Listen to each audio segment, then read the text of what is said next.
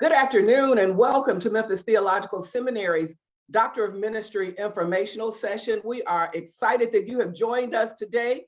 I am Felecia LaVant, one of the recruiters at MTS, and I am joined today by some of our esteemed Doctor of Ministry faculty. I will allow them to introduce themselves. We will begin with Dr. Christopher Davis, our Associate Dean of Doctoral Studies. Dr. Davis. Thank you, Dr. LaVant. Good afternoon and welcome to this information session. It's certainly, it brings me tremendous joy that as you are discerning the next phase of your preparation for ministry, that you are considering what we do at Memphis Theological Seminary. I will own my bias on the front end, but even beyond that, I would dare say you would probably find tremendous difficulty in finding a program that's more dynamic than ours, as we look for ongoing intersections between the work in the sanctuary and the work in the street. You will hear more about that as you hear about our various tracks, even from some of our core faculty members who are on as well. But again, welcome to this time of discussion and discernment.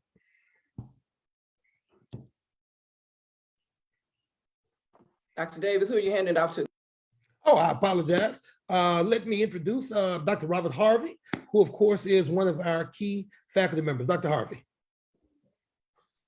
Appreciate you, Dr. Davis. Such a pleasure to be with you all today. My name is Robert S. Harvey, located in New York City, particularly in Harlem, the Harlem area of New York City. The question around my background that brings me here, I serve as superintendent for a network of public charter schools that serve students all throughout the kind of Upper Manhattan and South Bronx area. Before that, led an elementary school in Memphis and ran some nonprofit work. Before that, was a leader at a HBCU, and I spent my entire career in academic leadership primarily from a K to 12, pre-K through 12, and then a little bit of a 12 to 16 lens for a few years.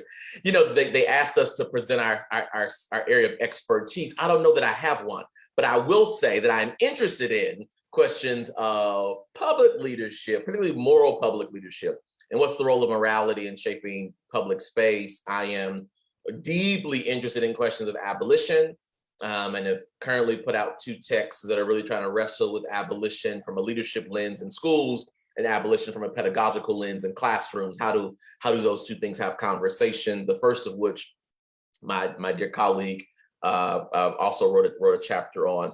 So I guess if anything, those would be my expertise areas, quote unquote, as abolitionist leadership, moral public leadership, and then questions around pedagogy and practice, both in classrooms and beyond. With that, I'll turn it over to my colleague who co-teaches with me, Dr. Willie Francois. Thank you so much, Dr. Harvey.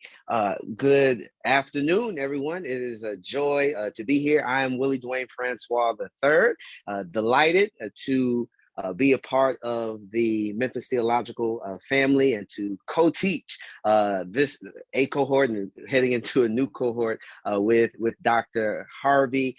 I am a local pastor. I pastor in Atlantic County of New Jersey. I also run a theological think tank called the Black Church Center for Justice and Equality.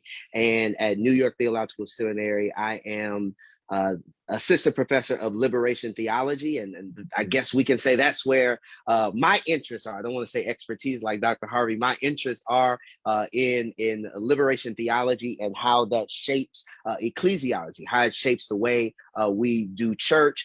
I too consider myself an abolitionist, particularly in the areas of carcerality, our prison industrial complex, and our rigged, failed economy, and also how that intersects with public education. And so excited about this conversation. And oh, no, were you going to say something else, Dr. Francois? Nope, I'm good. Okay, wonderful. And wanted to mention that today's conversation will actually be surrounding the 2 Doctor of Ministry tracks, the 2 new tracks that we are introducing this year, educational leadership and community witness and social justice. And prayerfully, very soon, Dr. Earl Fisher will be joining us to share with us about the community witness and social justice. He's probably out somewhere doing activism. But in the meantime, Dr. Davis, when you assumed leadership of the Doctor of Ministry program in 2017, we started out with two Doctor of Ministry tracks, Faith and Health, Doctor of Ministry, and Faith and Health Pastoral Therapy, and Preaching. I was fortunate enough to be in the initial preaching cohort.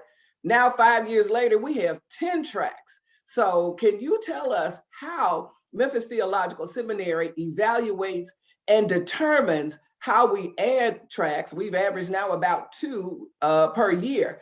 And then not only that, with these 2 particular tracks that we're talking about today, how did those tracks come to be, and what are they going to contribute to the student as well as the communities where they serve? Thank you, Dr. LaVant. I wish I had some type of magic formula I could share, but the reality is we are really trying to not only be attuned to what's going on, both in the church and outside of the church, but even beyond that, we are seeking to be responsive to what we sort of see bubbling up, to use Dr. Francois' word, from the grassroots, if you will. One of the things that we are mindful of is that, of course, you know that the DMin is project-based. It's grounded in a specific context. So what I've tried to be very intentional about doing is having conversation with both practitioners and those who are engaged in research and theory, and even beyond that, to have conversation with laypersons across the country in terms of what is it the church needs to make some improvements in, whether the church still have some opportunity to continue to sort of stretch the conversation. So that's a part of it. And then here's the other thing that sort of guides our work as we think about tracks. One of the things that we sort of struggle to own in the West is that Christianity is dying and the church is declining. And the reason, and now someone says, why would you lift up the fact that the church is declining and you're trying to recruit students to be trained to serve the church? Well, I say that as sort of a segue to saying the model of going to seminary, serving a church full-time, then maybe coming to do a DMin, getting a pay raise and continuing to serve the church, that model is antiquated, no longer relevant. The reality is the numbers are continuing to rise in terms of pastors being bivocational. So one of the things that we're trying to do is think strategically around, if pastors are going to be bivocational, can we find some synergy between what they're called to do in the church and what they're doing, quote unquote, in their secular work, so that the secular work becomes an extension of what they're doing in ministry, so that they no longer view their secular work as separate and apart, but rather an extension of what it was they were called to do. So is there a particular way to view that work? Is there certain credentials involved? Are there some areas that we need to sort of be looking into to train clergy to be able to do that? So all of those things sort of come into play as we think about how we're going to try. I know Dr. Harvey will say more about this, but let me give an example of what I mean. There is a significant number of persons in the church, both clergy and lay persons, who in their professional career, their secular career, have been involved in education in terms of whether it's classroom teachers, administrators, or whatever the case may be. And they've served as Sunday school superintendents, Sunday school teachers, directors of Christian education, and so forth. So we began to think through, how do we take the best of that particular training and that experience from years in the classroom and administrative roles, and then begin to sort of think about, is there a particular theological construct through which we could sort of view this work, whereby they could serve both the church and the academy, the church and the classroom, in terms of what does that look like? So as vocational opportunities present themselves, they've got both the credentialing and the practical experience to sort of operate in both worlds. And of course, I know Dr. Harvey and Dr. Francois will say more about that, but we're raising those type questions, and that type of need is what sort of gives birth to the various tracks that we're offering. Awesome. That's interesting that you said that, because one of the things I think about is the fact that Dr. Harvey and Dr. Francois also currently serve as mentors and professors in our leadership program without the educational component. And the reality is, you mentioned being sensitive to those, well, not only clergy, but lay people.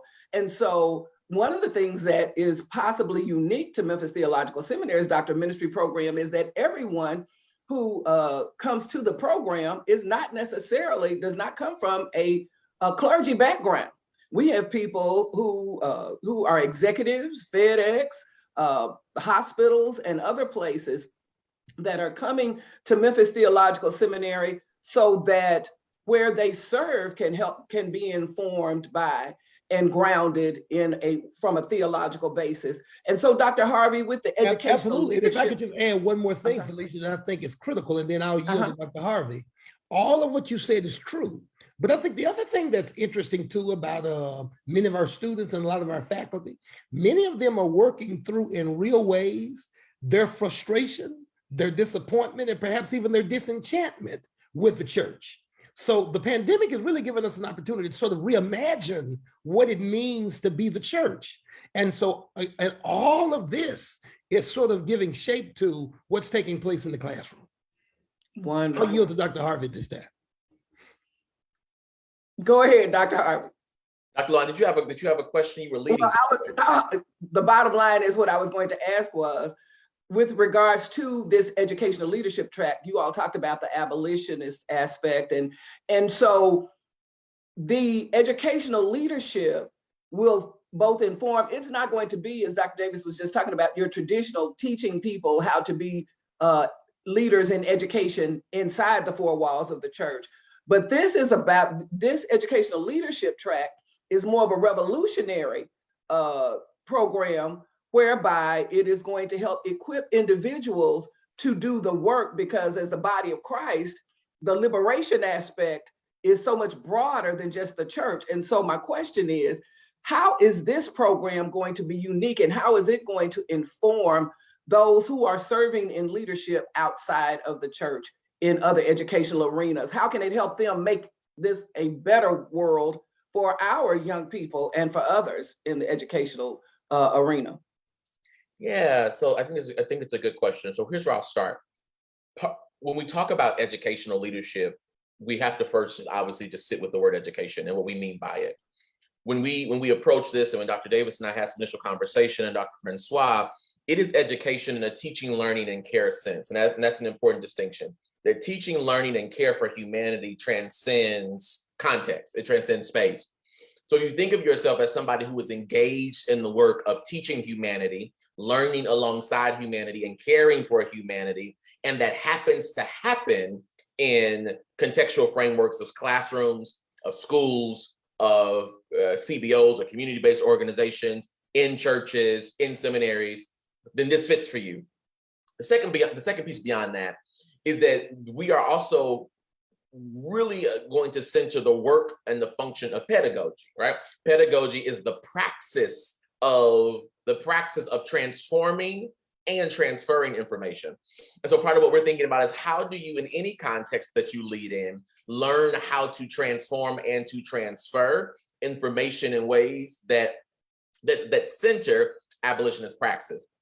Thirdly, Dr. Davis alluded to this already, because we know that the state of the world is in a bit of a transformative conversation around the role of religion, the role of theology, the role of spiritual commitments and spiritual disciplines.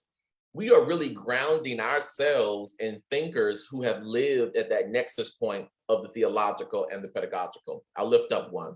Dr. Francois and I spent some time oftentimes thinking about the work of Paulo Freire. Paulo Freire being a liberationist educator who was born and raised in the Roman Catholic Church tradition, but born and raised in the Roman Catholic Church tradition in Brazil, in a Brazilian context, born into poverty and having to wrestle with dimensions of liberation through class with a Catholic theological bend, but also doing his work with poor farm workers in rural parts of Mexico and South America.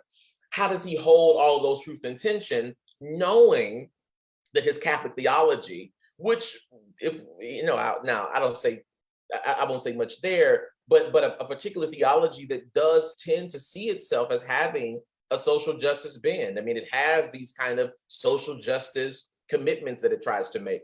That's the kind of work we plan to do. How do you see yourself see yourself as a practitioner in classrooms of spaces with minds and with bodies where you can hold pedagogy and liberation, you can hold information and intuition, you can hold abolition, which I hope we get into, because Dr. Francois and I approach that concept quite distinctly than I think the way it's been co-opted by a number of folks, while also holding on to some of the carceral work we approach a little bit differently, practices of abolition, which ground us in hope. So that's what we're thinking about, right? Those are the kinds of questions that we raise.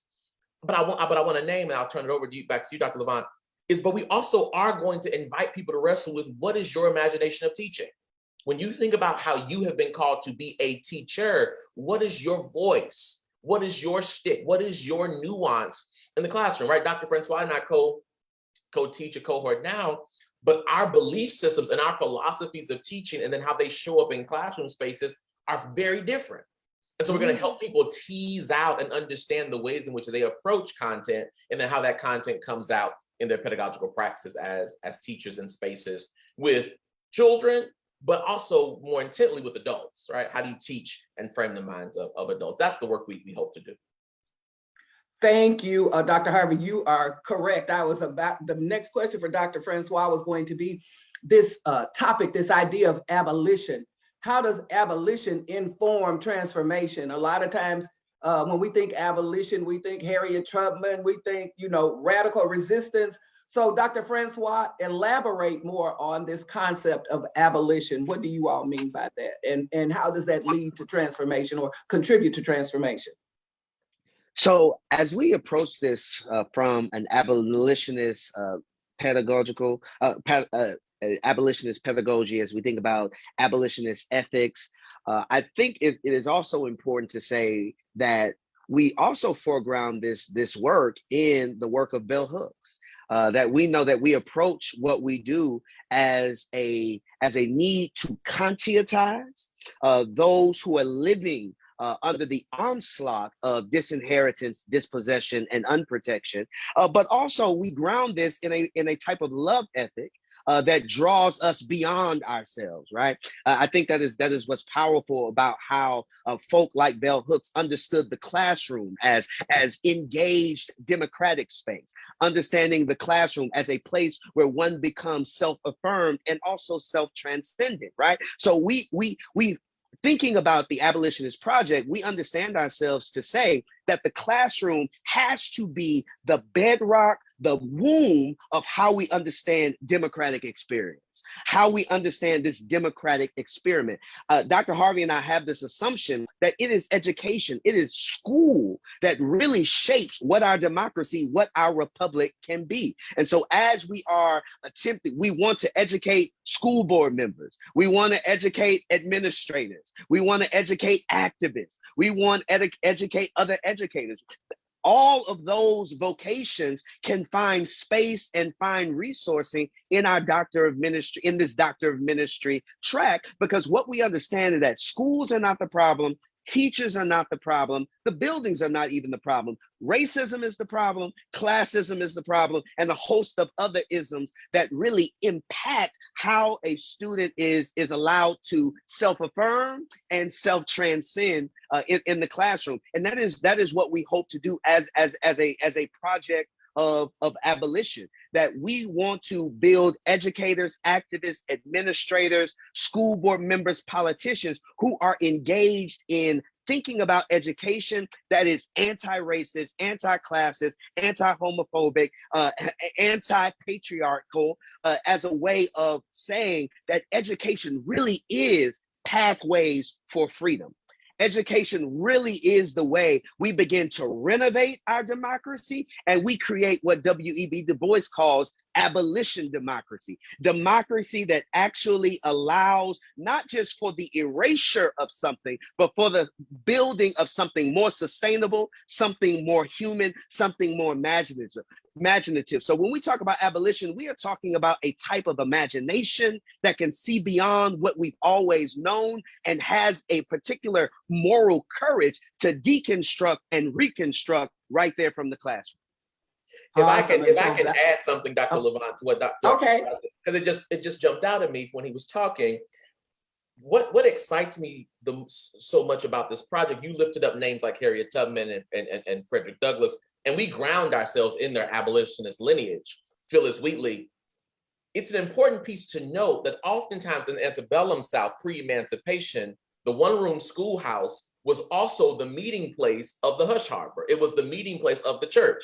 That there was no distinct building because you couldn't afford to. So one building had to serve as both pedagogical, as both the pedagogical centering, but also theological imagination. So part of what we're trying to push to say is, you cannot do theological work and not take seriously pedagogical work. And you cannot do pedagogical work and then not take seriously theological work. But here's the key to what Dr. Davis said. Not theology that is confessional, but theology that is imaginative. A kind of theology that invites you to reimagine the role of the divine and the role of God as an extension of how you view teaching, learning, and care for humanity.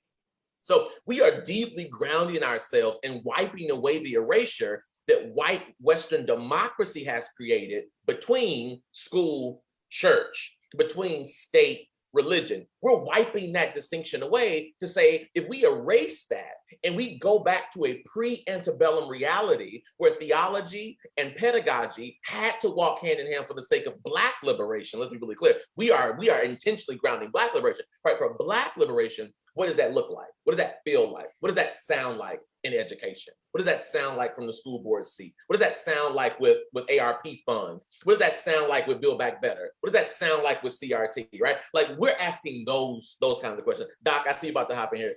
I just want to say, so like the way Dr. Harvey is grounding that antebellum period, right? That period of enslavement where the brush harbor, the clearing was also the place of education. That's why this track is so important, because what grows out of that brush harbor is the actual brick and mortar church. Well, not brick and mortar, but wooden church, right? This one room school building that we find out actually before our ancestors built their individual homes, they built buildings that served both as churches and places of education.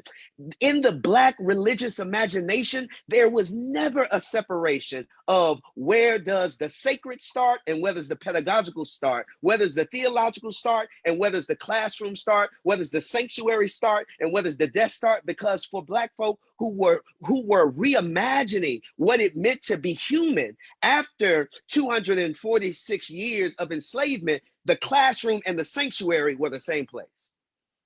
Okay, so that decompartmentalization we're talking about, and even with that, it just makes me think about the necessity of us understanding that, particularly as a people, that whole separation was something that was introduced to us, I guess, if you would say, because we think about even the whole civil rights movement and how all of that was birthed out of the church. And so there was no separation. We were a community of people. But what I can't do, Dr. Francois, you got to come back, because you lifted up bell hooks, and ironically, Dr. Renita Weems lifted up bell hooks last night, and we do not want to assume that everyone in our audience knows who bell hooks is. So can you please speak more to bell hooks? Well, I'm actually going to let my brother talk about bell hooks, and here's why. I love bell hooks, but Dr. Harvey actually lives in the lineage of bell hooks. One, they're both educators, but two, they publish books at the same company. So this, Dr. Harvey, is what I consider a part of that bell hooks tradition for my generation. Okay. Dr. Harvey. He is kind, hyperbolic and kind at the same time. I love my friend. Now, he is true though. I will say, I'm gonna take my one piece of my crown. We do share the same publisher and we share the same acquiring editor, shockingly. So I will say I am in her tradition. But anyway, so bell hooks is a Black social activist and feminist, democratic prophet of sorts, whose work really lives at this beautiful tension of race, capitalism, gender, and what she describes in Teaching to Transgress, which is her kind of seminal text that kind of put her on the pedagogical map, people's bodies as sites of production and perpetuation of domination for the sake of mass white power. So Bell is really interested in the ways in which we have used every possible system in this country to perpetuate Black and brown bodies as sources of production and as sources of domination. Bell Hooks is interested, excuse me, in the gender question of how we have manipulated the roles of body in order to perpetuate patriarchy, misogynoir, misogyny, and how all of that has yielded a kind of, she was one of the early wrestlers of the toxic masculinity notion. And so for her, she sees the site of pedagogy as the place whereby we reclaim what she calls a healthy form of gender or a healthy form of the body that erases the need for men to have to live into toxic forms of power and prowess on the backs of women. She also is one of the early thinkers around feminist theory. Bell Hooks never quite embraces the womanist identity, and she situates herself as a second wave feminist, which is something that would take us a lot more time to deal with. But second wave feminism that takes place in the early 60s, around the same time the Black Civil Rights Movement happening in the South. So that's Bell's work. In her work of Teaching to Transgress, which is, again, her seminal pedagogical text, she really begins to unpack what is the role of teaching and what is the role of the classroom as the site by which we do two things. We work within a system in order to then transgress that system where liberation is the only question that we care about. So for her, we need to be less concerned with questions of content, less concerned with the productive value of the body, and be solely concerned in classrooms with how is everything we're doing contributing to a liberatory ethic? How are people walking away from our teaching freer than they were when they walked in? How are they leaving our classrooms more emancipated? But here's the key, from within than from beyond, right? Dr. Francois, I have been using something for probably a decade now, where Bell Hooks says, I was never saved from hell, I was saved within myself, right? So for her, teaching is, particularly theological teaching, is when you create the framework where people are no longer concerned with pedagogy that yields them to be saved from, but it is a pedagogy that yields people a kind of salvation within. And so for her, that is the kind of the critical pedagogical work that grounds what she does. And it is why, to some degree, and Dr. Francois, he was joking, but he's right, I pick up that last thought in this text coming out around how do we then teach in ways that move people from production to personhood? How do we ground ourselves in ways where everything we do is disassociated from what you have to produce? Because, and I'll lift this question, I'll be done. When we often teach, we often are teaching in ways where we need people to do something with the content. How do you be a better leader? How do you determine what you want to be when you grow up? How do you implement this in your context?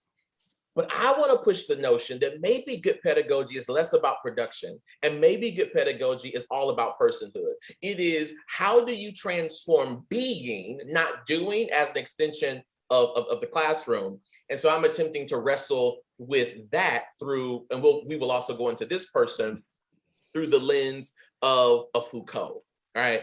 And so Bell Hooks engages Foucault. This is where I will turn the baton back over to Dr. Francois, but I am interested in using a concept that we will wrestle with a lot in our program called pedagogical parrhesia, right? When we talk about speaking truth to power is the Greek term parrhesia that Foucault dealt with, that Bell Hooks dealt with, that Baldwin dealt with. And so I want to push us now another level and say, well, maybe we build an entire 5-part pedagogical framework out of it, and then we'll be previewing that in the program out of this text that is coming out next week. So, well, let me ask this question, because we will need to segue into community witness.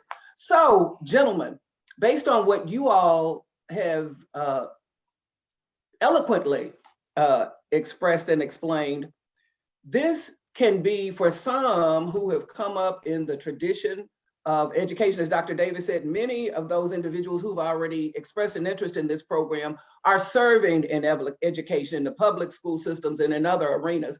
And so they've come up in more traditional training and concepts. And what you all are talking about for some of them is extremely radical, like a 180-degree turn.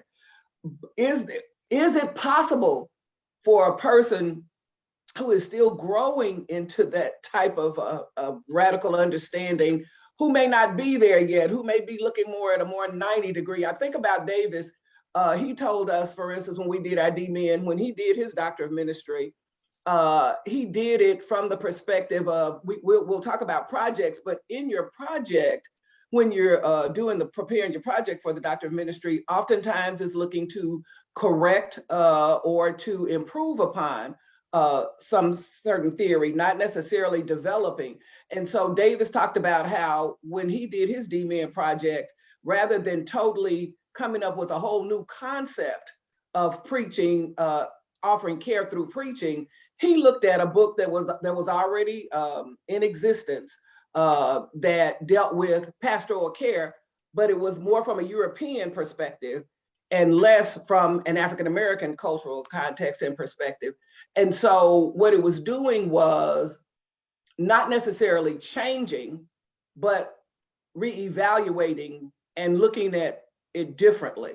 So what I'm asking is, gentlemen, is it possible for someone who is looking to be a better practitioner in educational leadership, but not necessarily looking to totally throw out the baby with the bathwater of what they've learned, is it possible for that student for this program to be beneficial to them, to help them to be better leaders? Does that make sense? Does my question make sense?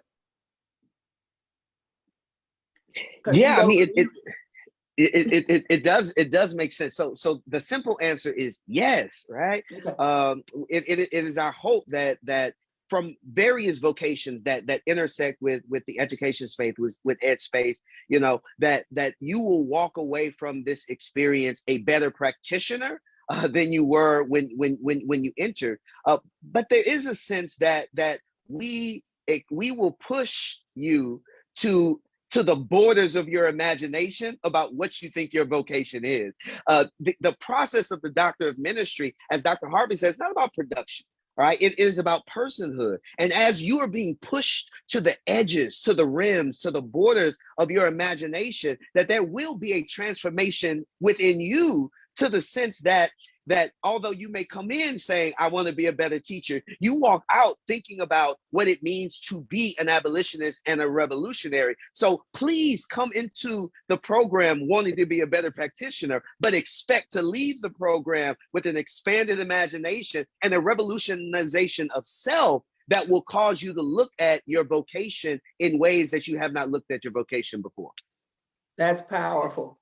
Dr. Davis, we're hoping, it's Jean Foucault again. We are hoping that you will leave this track with a conversion experience, that you will have, it will be a political, spiritual experience that will transform your understanding of truth, how truth is produced, how truth is transformed and transmitted, so that however you come in, you will look back and say, wow, I'm 180 different than I was.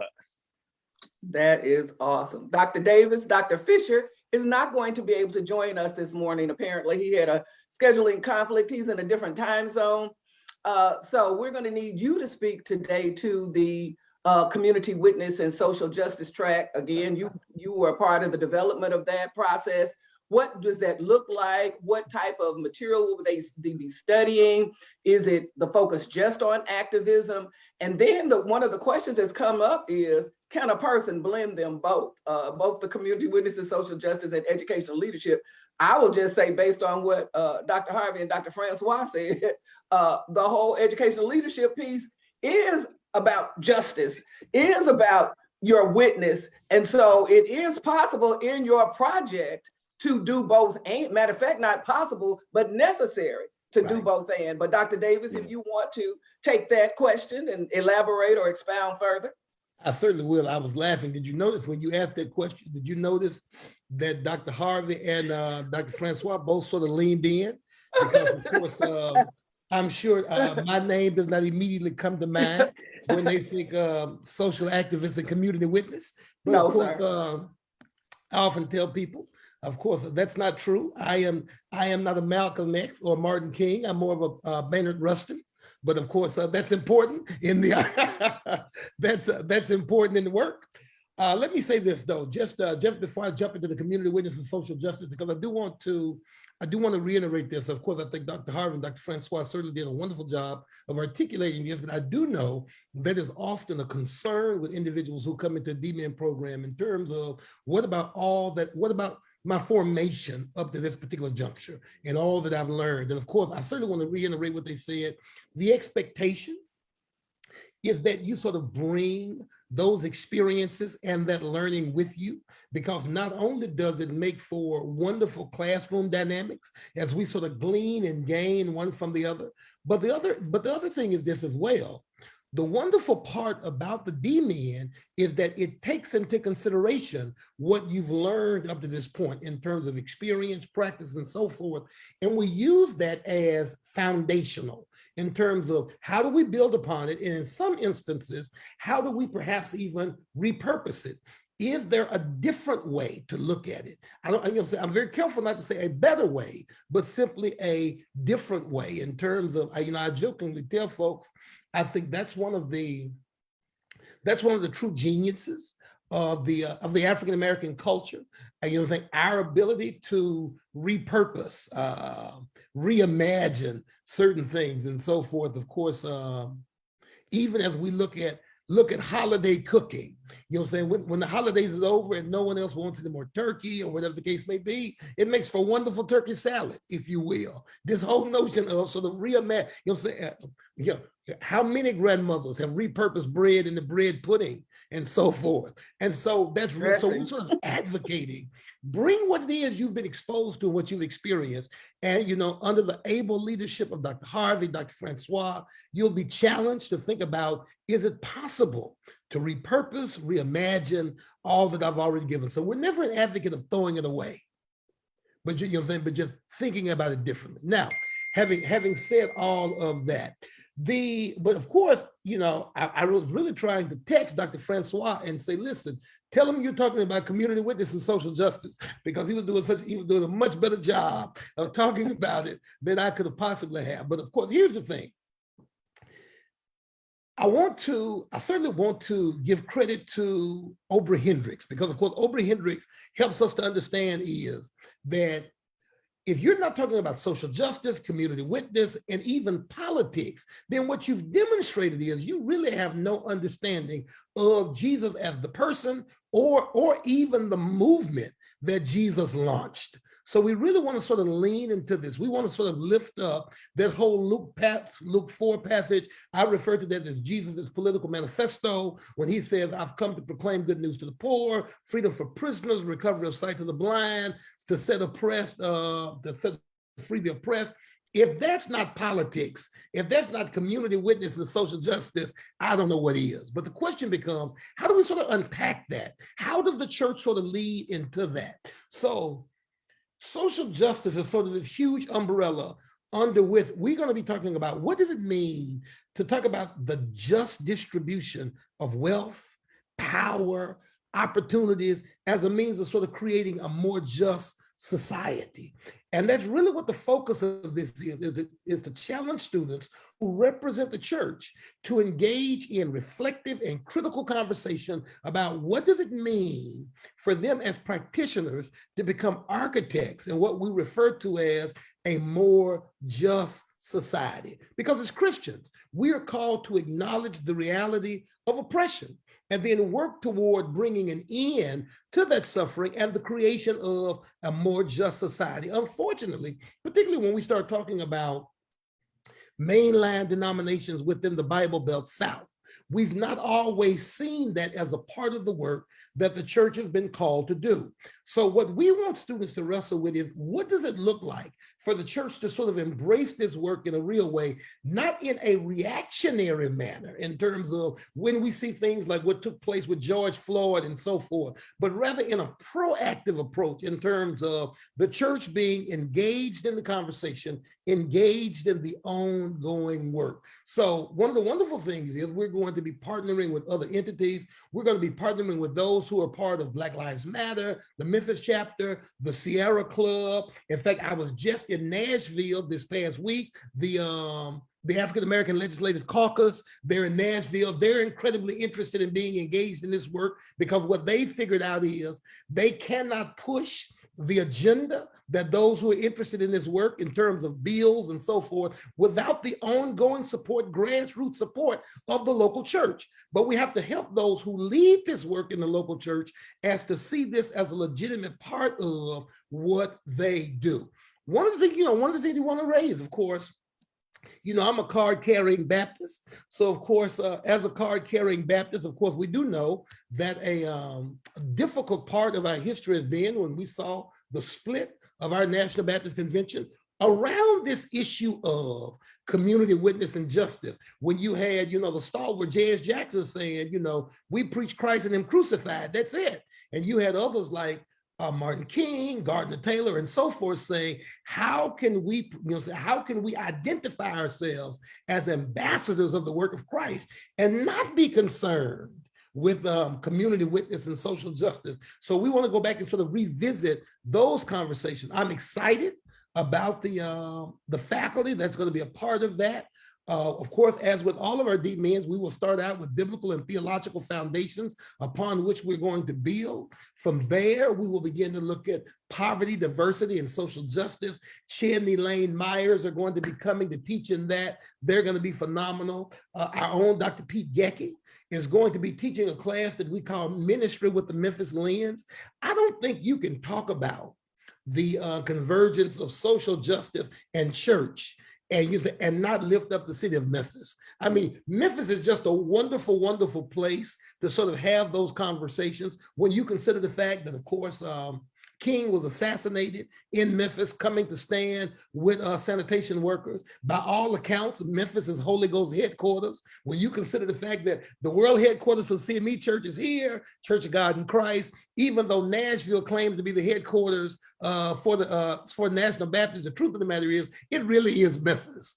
So when we look at it, so it really is Memphis. So when we consider all of that and consider what has sort of transpired in this city, it's a wonderful, wonderful background to having this conversation. Dr. Fisher, who's supposed to be on with us, of course, his work is around rhetoric, specifically that of Albert Clegg. So he's going to talk about the rhetoric of race, privilege, and power. And then, of course, my personal favorite, Judge Wendell Griffin, recently retired, Arkansas Court of Appeals, is going to talk about community organizing for social justice, engaging the political machine.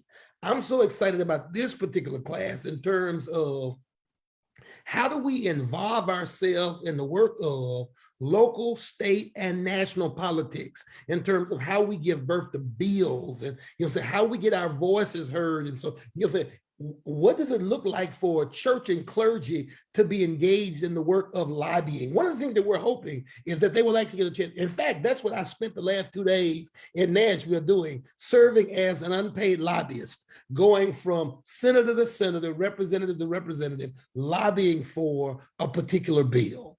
So I know that's a whole lot real quick, but that's sort of a 35,000 feet view of what we're going to try to do in this particular track.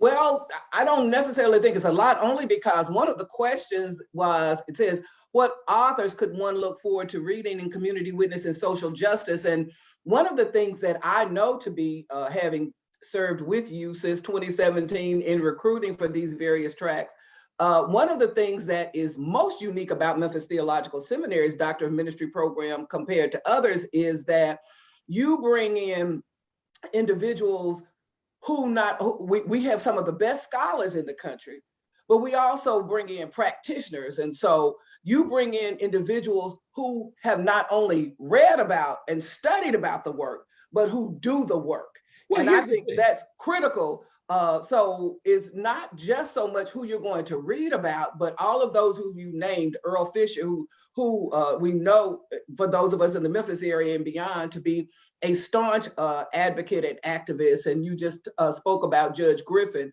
who we remember laid out in Arkansas. And then you were speaking about while he was on the bench, others. man, you.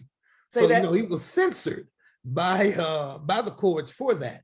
But Yes. Here's the thing. Let me go ahead and put this plug in, because I do know many who are engaged in the discerning process often lift up this question of D-Min versus PhD. Right. And I want to say this publicly and unapologetically.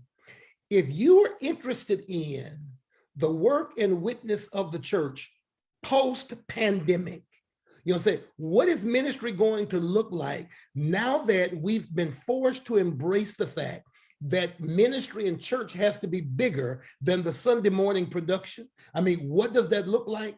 You won't find a better space for having that conversation than within the D-Min, because unlike the PhD, the D-Min is grounded in what it means to have one foot in the seminary and one foot in the sanctuary. And the truth of the matter is, these type of conversations, you know what I'm saying, we will be 10 years post-pandemic before researchers will begin to look at this, because those who are doing the practical work of ministry, that are wrestling with projects, they will have provided, you know what I'm saying, the material necessary for researchers to go back and look at it and begin to do their work. So the question becomes, are you interested in being on the front end of this work or the back end of this work? If you're interested in being on the front end, the right now, in terms of these conversations, then this is where you need to be.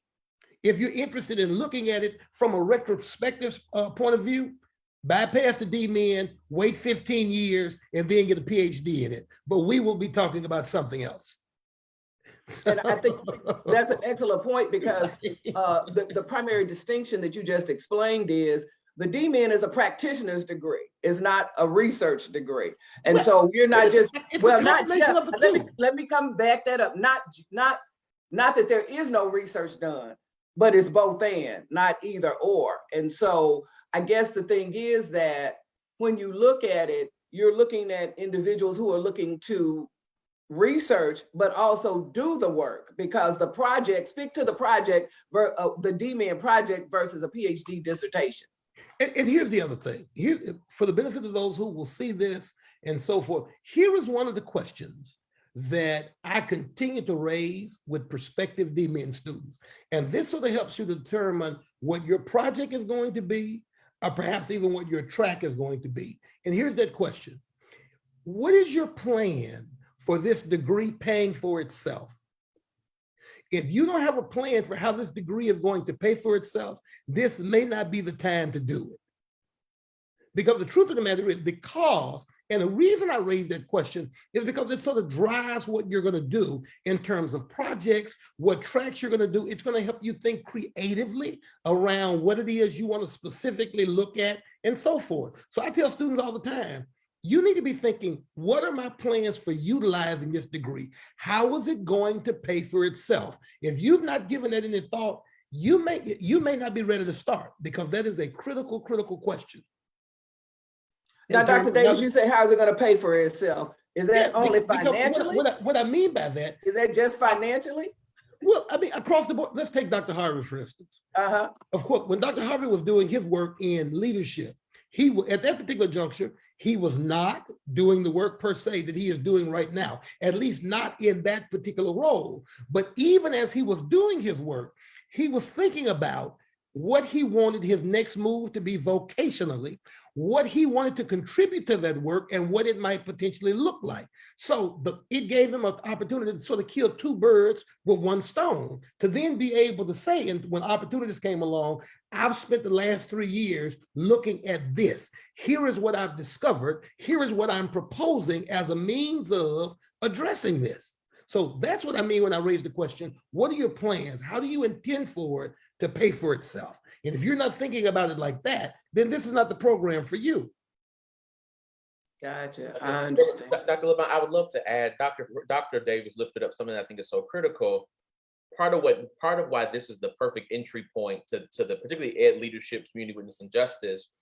I opened by naming, right? I've spent my last set of years running a network of schools, 2 of which has been running them in the middle of a pandemic, having to raise questions of abolition around how do we feed thousands of young people? How do we ensure that young people who are housing insecure get to school, but also have masks? How do we ensure uninterrupted supply of prescriptions with cost?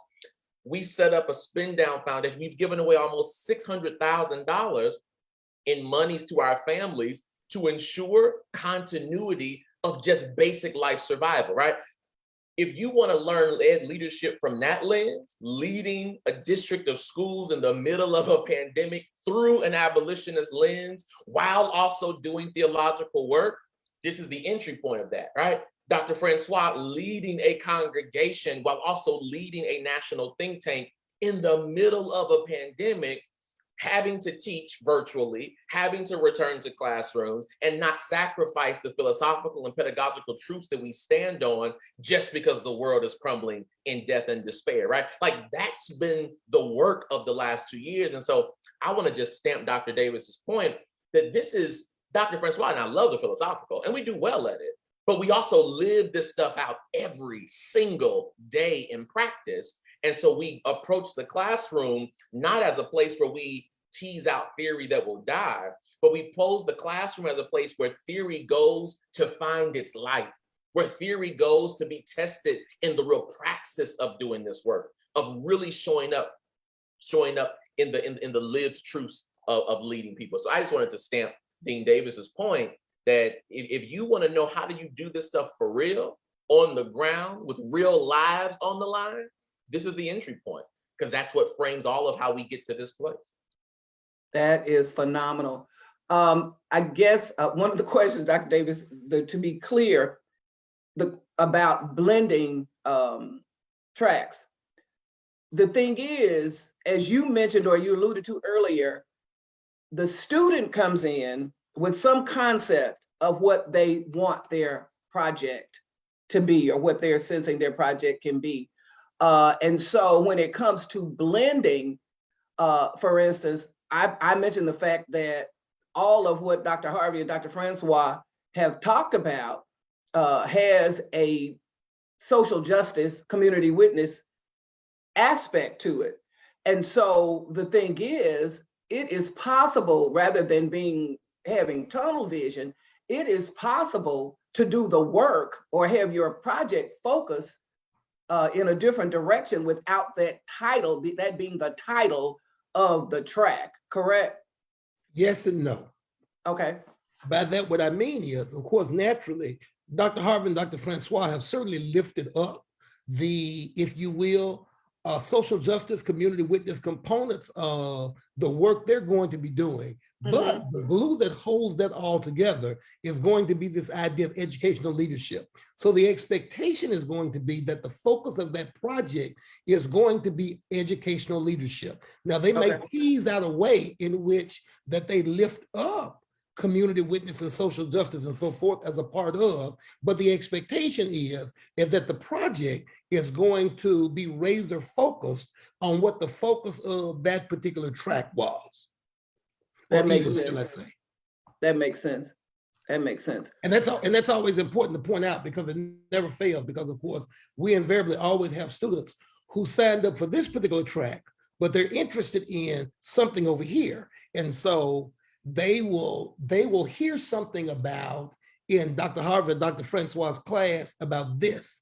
And all of a sudden they develop an interest or a love for or excitement around this because of what they've been exposed to. So they want to make their project about this.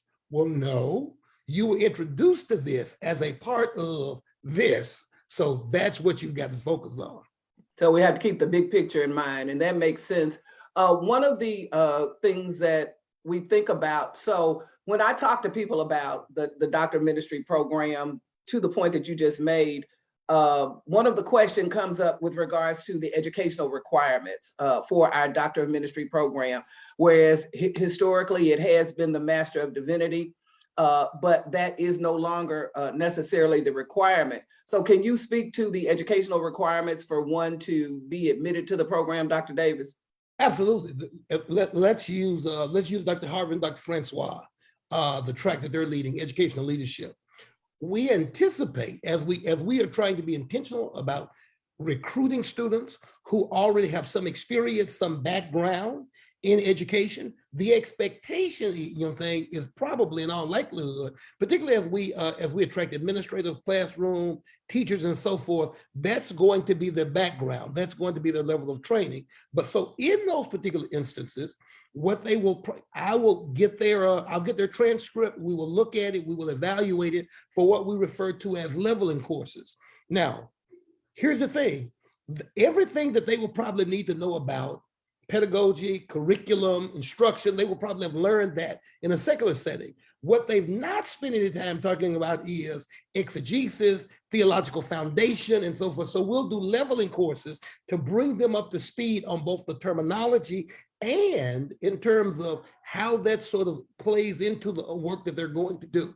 So in that particular instance, there's normally a need for some leveling courses, simply so they'll be familiar with the language, so that as Dr. Francois and Dr. Harvey begin to utilize this language, because their expectation is that when we start talking about your theological framework and so forth, that's not a foreign concept to them.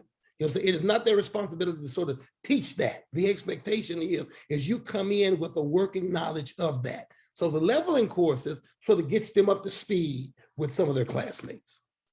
Okay, so to that point that you just mentioned, that is because the project, again, we talked about difference between dissertation and project. That is because the requirement is that the project has to have a biblical and theological foundation, correct? Absolutely. So any project that is done is going to have that theological and biblical foundation. And here's the other thing. Okay. Especially when, given the fact that we tend to attract clergy quite naturally for this for these particular tracks, many of them, and certainly we are mindful of the fact that many of them have engaged in exegetical work. But there is a difference between exegeting a text for a 20-minute sermon and exegeting a text for an academic paper. That's that's a different type of exegesis. So we need to make sure they're clear on that. And of course, we will have workshops and trainings and so forth throughout the program to sort of strengthen them in those areas in order to make sure that they're successful in this journey. Thank you.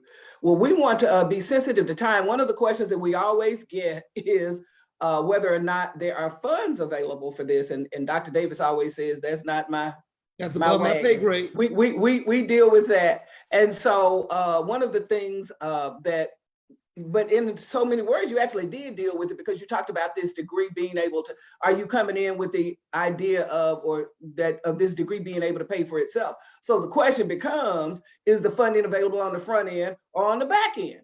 As far as on the front end goes, we do not offer internal scholarships at Memphis Theological Seminary for the Doctor of Ministry program.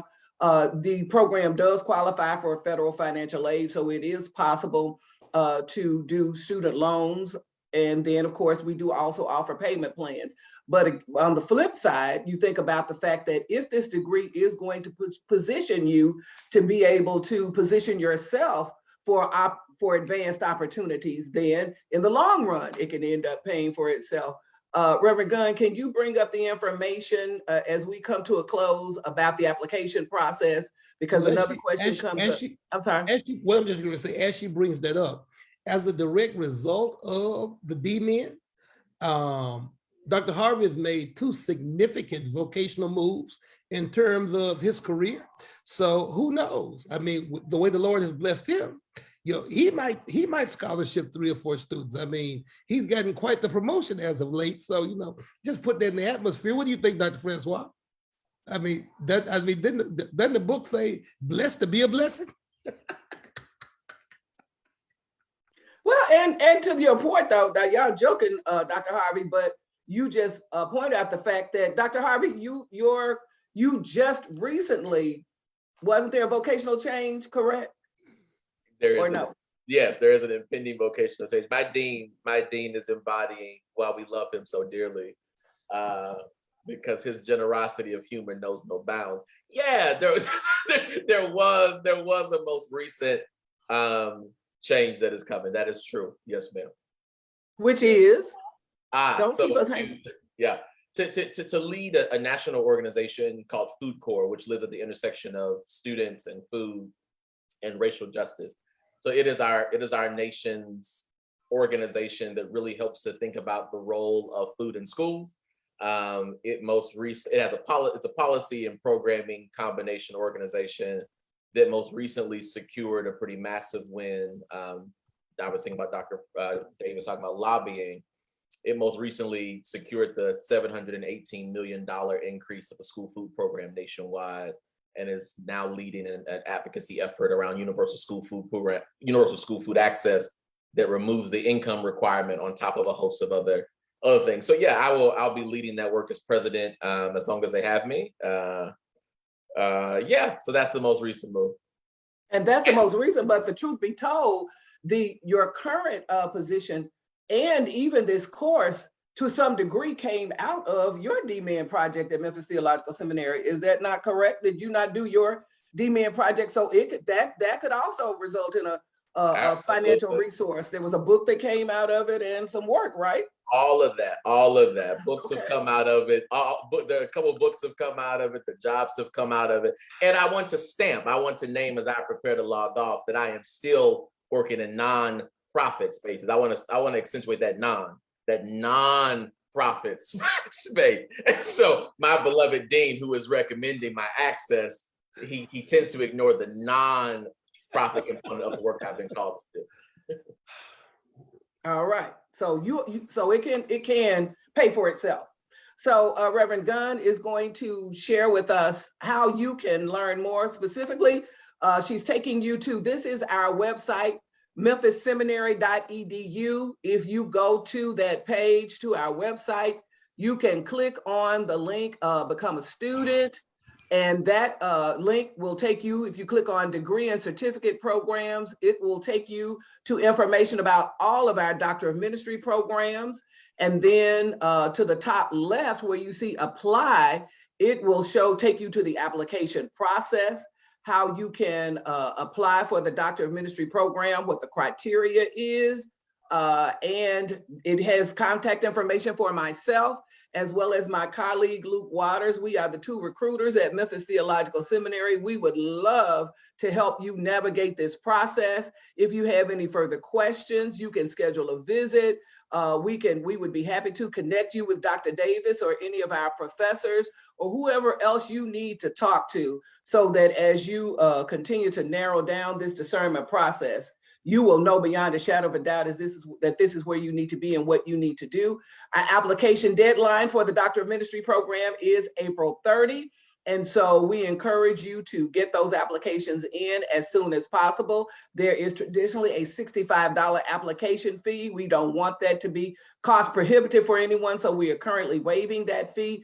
Reverend Gunn has put up the educational leadership program guide that if you go to that link I mentioned previously, it shares the tuition and the number of credit hours for this program, when the tracks or cohorts will be offered. As I mentioned, there will be the educational leadership and community witness and social justice are two of the tracks that we are offering for this current year for 2022. There's usually a 2-year gap as far as rotation goes between our different tracks. So we will start one in 2022 and another in 2024.